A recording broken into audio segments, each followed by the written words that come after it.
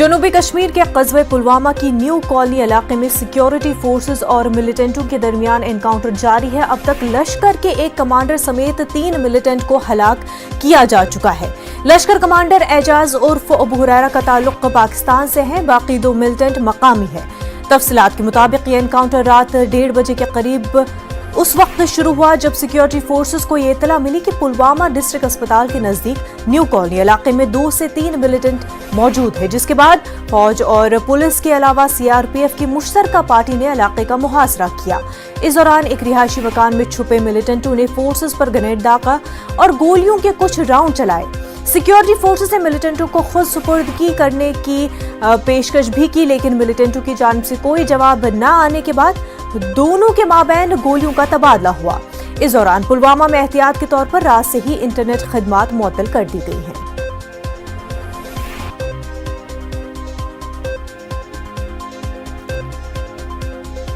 पुलवामा से हमारे नुमाइंदे बिलाल हमारे साथ जुड़ चुके हैं। बिलाल, सबसे पहले तो इनकाउंटर के हवाले से इस वक्त की अपडेट बताएं।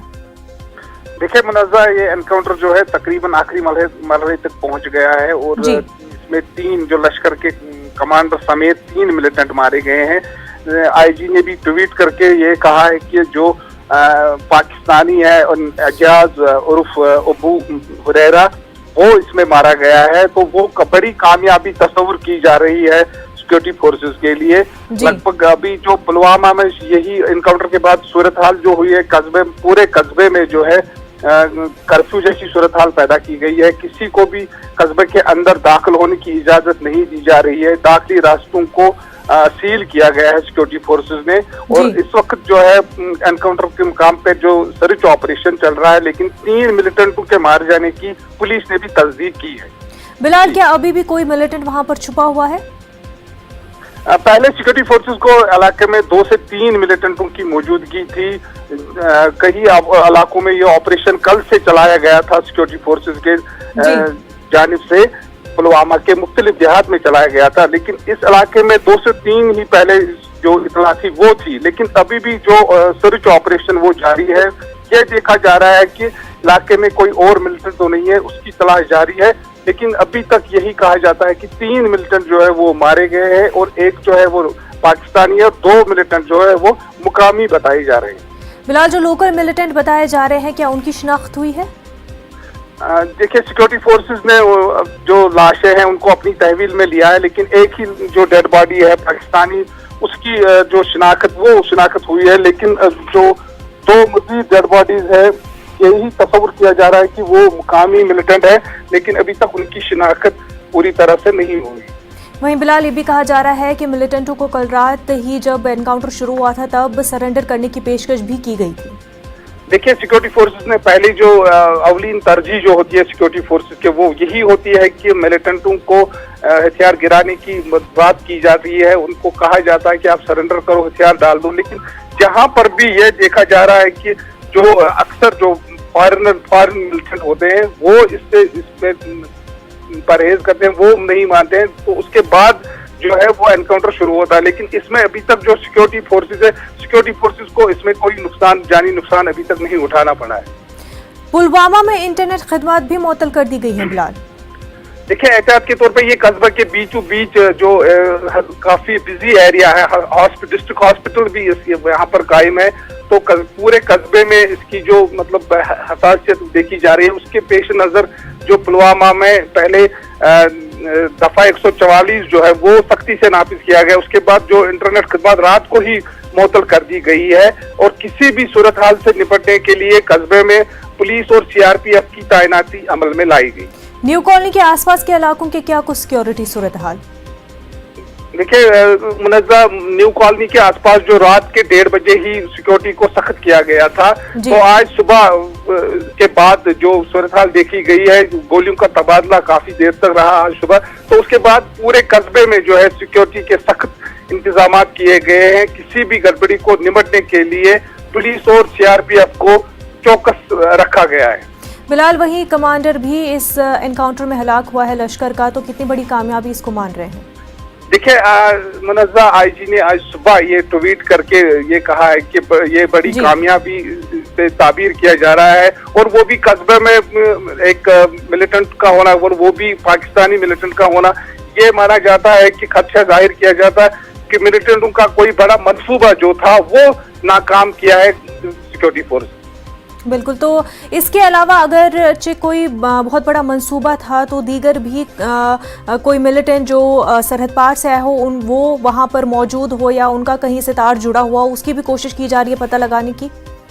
देखिए, पहले ही मैंने कहा कि सिक्योरिटी फोर्सेस को ये इत्तला मिली थी कि पुलवामा के इर्द गिर्द जितने भी गांव है वहां पर मिलिटेंटों की मौजूदगी थी, और यहाँ पर 2-3 दिन से कुछ ऑपरेशन चला जा रहे थे। इसके इर्द गिर्द जितने भी कस्बे के इर्द गिर्द जितने भी गांव है वहां पर ऑपरेशन चलाए जा रहे थे। उसी ऑपरेशन की एक कड़ी ये है जो कल ये पुलवामा कस्बे में ये एनकाउंटर रात को शुरू हुआ। बिल्कुल बिलाल, बेहद शुक्रिया आपका तमाम तर तफसीलात के लिए। इस वक्त एक बड़ी खबर सामने आ रही है। जम्मू के अर्निया सेक्टर में एक बार फिर दिखा पाकिस्तानी ड्रोन। बैनुल-अक़वामी सरहद से दाखिल हुआ ड्रोन। बीएसएफ के जवानों ने कुछ राउंड फायरिंग की। फायर करने के बाद ड्रोन वापस चला गया। इलाके की तलाशी ली जा रही है, अभी तक कुछ नहीं मिला है। अहम खबर आपको बता रहे हैं, जम्मू के अर्निया सेक्टर में एक बार फिर पाकिस्तानी ड्रोन दिखा है। बैनुल-अक़वामी सरहद से ये ड्रोन दाखिल हुआ है। बीएसएफ के जवानों ने कुछ राउंड फायरिंग की, जिसके बाद जो है वो ड्रोन वापस चला गया। इलाके की तलाशी ली जा रही है, अभी तक कुछ इस हवाले से सुराग सबूत नहीं मिल पाया है, लेकिन जांच जारी है। इससे पहले भी जम्मू में लगातार ड्रोन दिखाई दिए थे, पाकिस्तान की जानिब से ड्रोन दिखाई दिए थे, और इस हवाले से जम्मू में एयरबेस स्टेशन पर ड्रोन के जरिए हमला भी हुआ था। 2 ड्रोन जिनके जरिए हमला भी हुआ था। उसके बाद जम्मू पूरा अलर्ट में था और तमाम तरह के चौकसी बढ़ा दी गई थी। मजीद तफसीलात के साथ हमारे नुमाइंदे समीर जम्मू से हमारे साथ जुड़ चुके। समीर, एक बार फिर जो है ड्रोन दिखाई दिया है अर्निया सेक्टर में। बिल्कुल, ये अलार्मिंग बेल्स हैं। ऑब्वियसली कई दिनों के बाद फिर एक बार पाकिस्तान की तरफ से ड्रोन भेजने की कोशिश की गई। ड्रोन भेजा भी गया। कुछ राउंड उसके बाद जब फायरिंग हुई रात को, तो उसके बाद वो वापस चला गया है। 3 दिन पहले मैं आपको बता दूं, इसी सांबा सेक्टर में ड्रोन से कुछ हथियार पाकिस्तान ने भेजे थे। जो यहाँ पे एक मिलिटेंट है जो कि पुलवामा का था, वो एक ट्रक में फिर लेकर जा रहा था, उसको कश्मीर ले जाना था। तो लेकिन यहाँ फलाई मंडाल में उसको पकड़ा गया। शाम को उसको इंटरसेप्ट किया गया और उससे वो हथियार बरामद किए, और उसकी इंट्रोगेशन के बाद पता चला कि ये ड्रोन से ही हथियार पाकिस्तान ने भेजे थे। तो जाहिर तौर पर इंडियन एयरफोर्स स्टेशन में जो हमला हुआ है 27 जून को, इतवार की रात को 2 हमले हुए। उसके बाद लगातार हमने देखा कई दिनों तक ड्रोन देखने का सिलसिला जारी रहा, और तकरीबन 13 से 14 ड्रोन बहुत बड़े मिलिट्री स्टेशन जिसमें कालू चक, रत्नू चक और बाकी एरमीरा साहब एरिया है, वहां पे देखे गए थे। लेकिन पिछले कई दिनों से, तकरीबन 5-7 दिन से कोई ड्रोन नहीं दिखा था।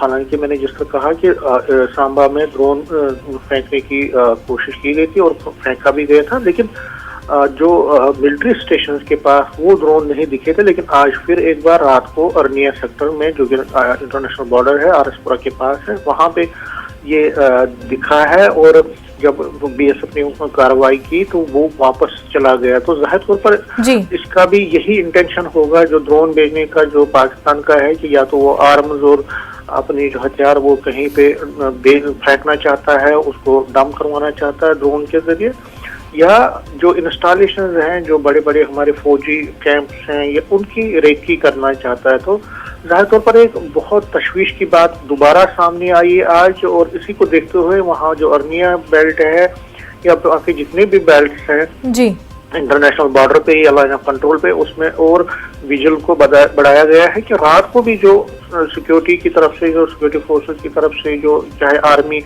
और बीएसएफ जो कि लाइन ऑफ कंट्रोल और आईवी पर हैं, वो रात को उन्होंने अपनी सर्वेलेंस बढ़ा दी है, अपनी चेकिंग बढ़ा दी है, सर्वेलेंस से नजर रखी जा रही है।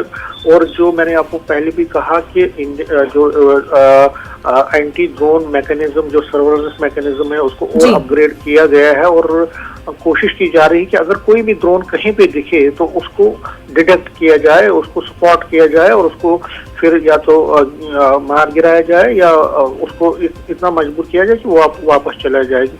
देखिए, पाकिस्तान कोशिश कर रहा है कि अब नई टेक्नोलॉजी के सहारे, वो ड्रोन के सहारे वो इंडियन टेरिटरी में घुसपैठ कर रहा है और यहाँ पे रैकी हो रही है, आर्म्स फेंके जा रहे हैं। तो ये एक नया चैलेंज जो आया है, सिक्योरिटी एक्सपर्ट भी मानते हैं कि एक बड़ा चैलेंज है, बहुत इसमें मोहतात रहने की जरूरत है। तो मुंतज़र जिस तरह से ये जो आज हुआ है कि ये जाहिर तौर पर एक कोशिश पाकिस्तान की तरफ से दोबारा हुई है, लेकिन बरवक्त कार्रवाई बीएसएफ की तरफ से हुई और उसी का नतीजा हुआ कि जो ड्रोन को वापस जाना पड़ा। लेकिन सिक्योरिटी एक्सपर्ट भी और जो ऑफिशियल्स हैं आर्मी और आईबी के, बीएसएफ के, वो मानते हैं कि एक नया चैलेंज है, नई सोच लेकर और नए प्लान की तरफ पाकिस्तान ये सारी साजिशें कर रहा है। तो उसका एक चैलेंज देने के लिए एक मौसर हिकमत अमली मुरतब करनी पड़ेगी, एक वेल डिफाइंड मैकेनिज्म को ड्रॉ करना पड़ेगा और उसी के तहत, ताकि ये हमाकत ये पाकिस्तान कभी आगे ना कर सके। लेकिन फिलहाल वहाँ पे जो है विजिल को बढ़ा दिया गया है, सिक्योरिटी को बढ़ा दिया गया है। बिल्कुल समीर, एक नया वॉरफेयर यहाँ पर देखने को मिल रहा है, मजीद टेक्नोलॉजी को अपग्रेड करने की जरूरत है। समीर, बेहद शुक्रिया आपका। आगे बढ़ते हैं। बिहार के रोहतास में जमीन तनाजे के चलते एक ही खानदान के 3 अफराद का कत्ल कर दिया गया। बताया जा रहा है कि खुर्दरा गांव में किसी जमीन को लेकर तनाजा था, जिसके चलते विजय सिंह और उनके 2 बेटों का कत्ल कर दिया गया। कत्ल की वारदात के बाद इलाके में हालात कशीदा है, मुजरिमीन की तलाश जारी है।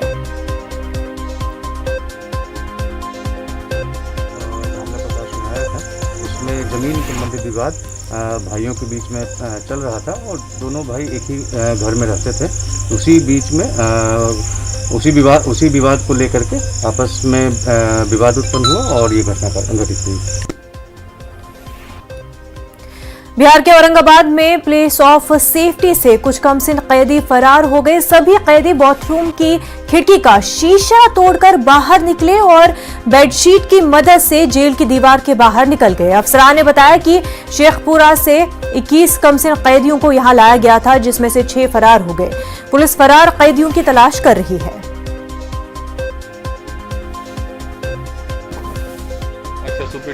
आंतरिक गार्ड जो हैं उनके द्वारा बताया गया कि नहीं, कुछ बच्चे भागे हैं। इसके बाद पुनः यहाँ से प्रोबेशन अफसर के द्वारा सूचित किया गया, मुझे भी किया गया।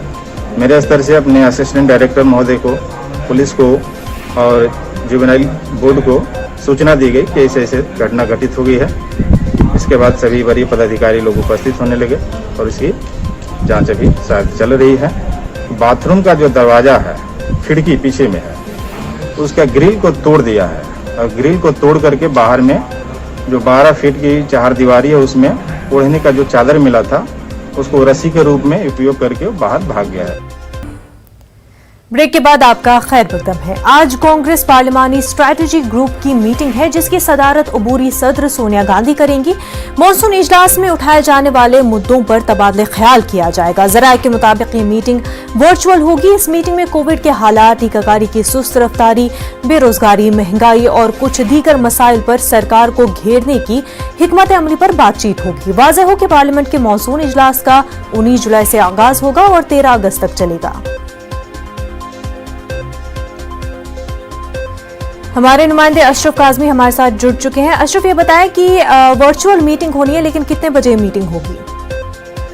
देखिए मुनज़्ज़र, करीब 11 बजे के आसपास ये मीटिंग शुरू होने की उम्मीद है। वर्चुअल मीटिंग है और इसमें अब ये जो पार्लियामेंट सेशन स्टार्ट होने वाला है उसको लेकर एक तरह से फैसला किया जाएगा, रणनीति बनाई जाएगी, कैसे चलना है।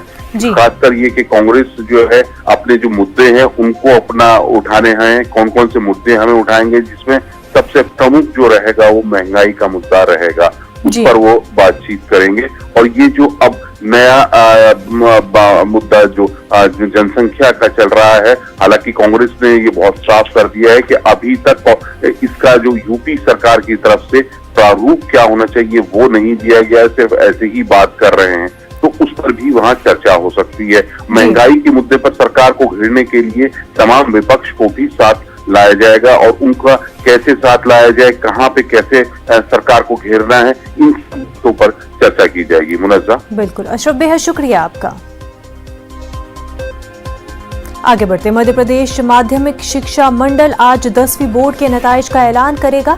10वीं बोर्ड के नताइज का ऐलान आज शाम 4 बजे मध्य प्रदेश के वजीर बराए स्कूल तालीम इंदर सिंह परमार करेंगे।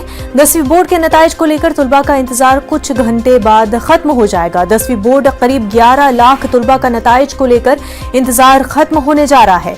एमपी बोर्ड की तारीख में पहला मौका होगा जब तुलबा की मेरिट लिस्ट जारी नहीं की जाएगी। हुकूमत ने टॉप 10 तुलबा की फहरिस्त को भी जारी नहीं करने का फैसला किया है।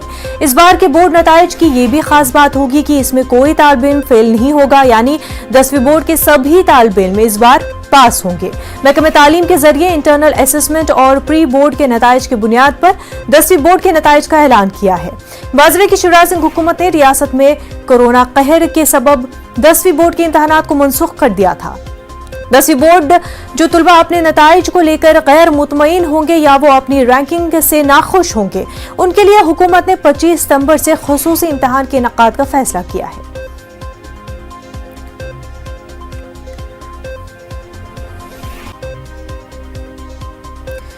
भोपाल से हमारे नुमाइंदे मेहताब आलम हमारे साथ जुड़ चुके। मेहताब, आज जो है 10वीं बोर्ड के इम्तहानात के नताइज का ऐलान होने जा रहा है।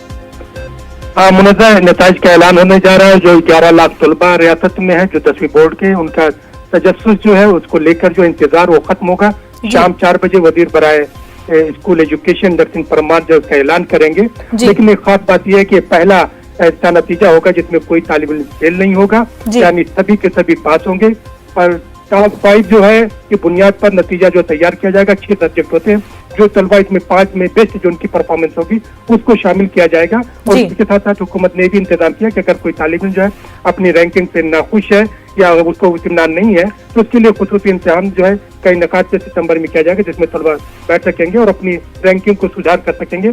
लेकिन इस बार के नतीजे में न तो कोई मेरिट लिस्ट जारी होगी और जो टॉप 10 की लिस्ट हमेशा जारी होती रही है वो भी जारी नहीं की जाएगी। मुनज़्ज़ा।